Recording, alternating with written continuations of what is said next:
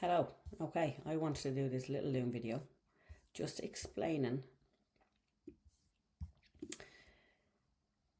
why we need to prioritize movement based on your goal. Okay, just wait, I'm moving me over there. Sorry. Now, so a lot of people overdo exercise. They train like lunatics when they're in a fat loss phase, and this is what I need people to understand. Okay, your results don't come from doing more; they come from doing what matters the most. So I'm going to break this down. There are three big drivers of body change: nutrition, which is calorie control and protein; movement, which is your daily steps, your daily activity. They're your fat loss engine.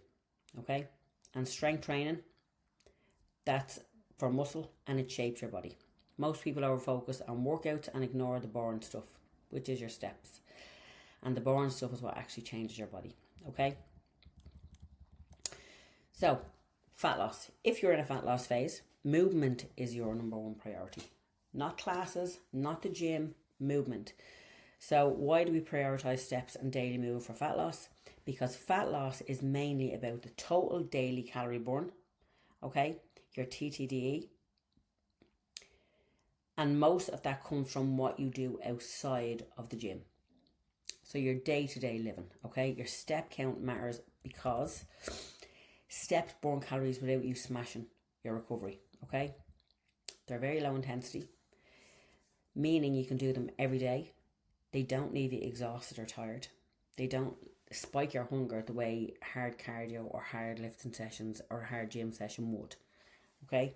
And it's the most sustainable fat loss tool, and people do not know this. It is the most sustainable fat loss tool everywhere. Movement, okay? When I say movement, I'm not meaning exercise. So steps increase your daily calorie output without you even noticing. This is the sneaky one. If you train 3 to 4 days per week and sit the rest of the time, your body can still be burning very little overall. So steps keep your body in a calorie burn mode consistently.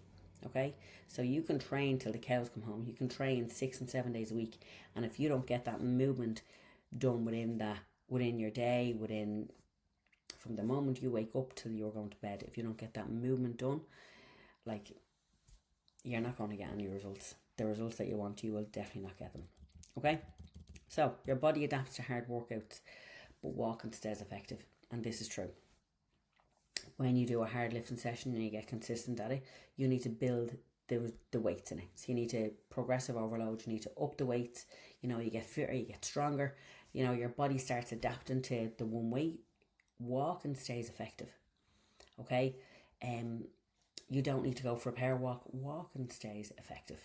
Okay, so when people do loads of intense cardio, the body adapts, burning fewer calories, increasing their hunger and increasing fatigue. Okay, these can have knock-on effects. Okay, so when you are fatigued, you don't have the energy to go and get steps in or get walking, so people burn out quite quick, and then you tend to overeat because you need to get that fuel straight into the body. So walking doesn't create that backlash. Okay, so if you do 45 minutes in a gym session, which is great, okay, and then do 3,000 steps all over the day, you're basically trained and then lived like a sleepy sloth for the next 23 hours. So fat loss needs movement across the full day. Okay, so what's the goal-based priority for fat loss? Number 1, we prioritize steps. Number 2, we need to be in a calorie deficit. Okay, that's a known fact. Number 3, our protein target is hugely important. Okay, and number 4, strength training 2 to 4 days a week. That is not a priority. That's at the bottom of that list there. Okay, it can support it, but it's not a priority. Okay, you can still lose weight and not strength train. Your steps are your fat loss engine. The gym is still important, but steps are what keeps you consistently burning. Think of it like this: your steps are your daily fat loss foundation, and the gym keeps your body firm, strong, and toned while you lose it. Okay? So muscle building, completely different thing. we're turning it. Fat loss, muscle building. If your goal is muscle building, body composition, okay, strength training is your priority. Okay, now we flip it. Your goal is completely different. So whether it's like to build yourself a nice pair of glutes, shaping your shoulders, a tighter waist, body recomposition, or that nice toned look, okay, the gym is no longer an option. Okay, it's a necessity. That's your priority.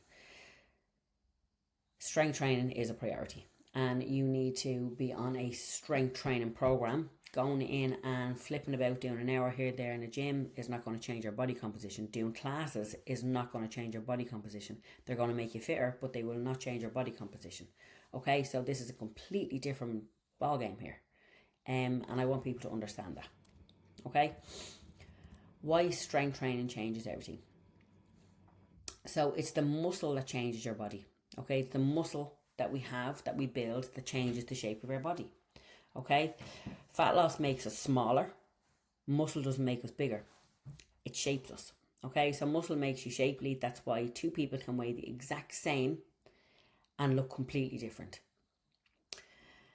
Strength training tells your body to keep the muscle. So when we're dieting or in a dieting phase or fat loss phase, your body can lose fat and muscle. Okay, so strength training protects the muscle while we still strip the body fat, because we still need muscle. Okay, muscle takes us through life. Okay, it protects us, it strengthens us. Okay, it's protecting all our joints, all our bones. We need muscle, especially as we get older. So muscle improves metabolism and long-term maintenance. Okay, more muscle, higher daily calorie burn over time, not massive overnight changes, and huge long-term payoff. Okay, as we get older, our muscle really becomes very important to us. So it gives people the look that a lot of people actually want, that toned look, you know, not just lighter. Okay, this is nothing to do with the scales. It makes us tighter, firmer, stronger, lifts everything up, and some people like the athletic look. Okay, so here's the key. At the end of the day, movement still matters. It's just not a priority. Okay, so in order for us to build muscle, we still need to keep body fat at a low, because then you can't see the muscle. Okay, so even if the goal is building muscle or a physique, steps are still important, because they keep us lean. They keep us lean without building.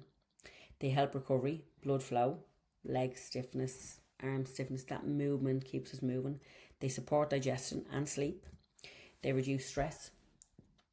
They help you stay in a mild deficit even if fat loss is still part of our goal. Okay, so they still play a really important part in strength training and body composition. Like, it's very important, because the magic combination is strength training shapes your body. Steps help strip the fat off to top it off. So we can't see the muscle unless the fat is gone or eliminated as much as we can. Again, you can't build muscle underneath, but if you can build muscle underneath, but if the body fat stays high, you won't see the shape. Okay, so look, I hope you all can understand this. Go over it again if you need to, and know where I'm coming from when I say we need to prioritize these steps or we need to prioritize training. Okay, so completely different things that move the needle in different directions. So yeah, thanks a million. Chat to you soon.